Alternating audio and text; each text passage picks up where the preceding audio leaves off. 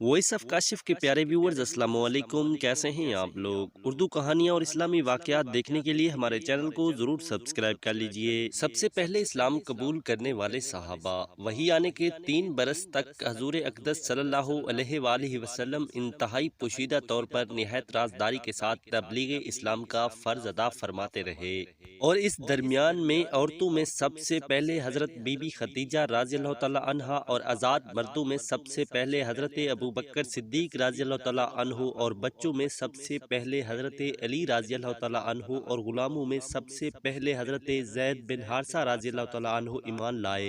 फिर हज़रत अबू बकर सिद्दीक रज़ियल्लाहु तआला अन्हु की दावत व तबलीग से हज़रत उस्मान, हज़रत ज़ुबैर बिन अल अवाम, हज़रत अब्दुर्रहमान बिन औफ, हज़रत साद बिन अबी वकास, हज़रत तलहा बिन अब्दुल्ला रज़ियल्लाहु तआला अन्हुम भी जल्द ही दामन इस्लाम में आ गए।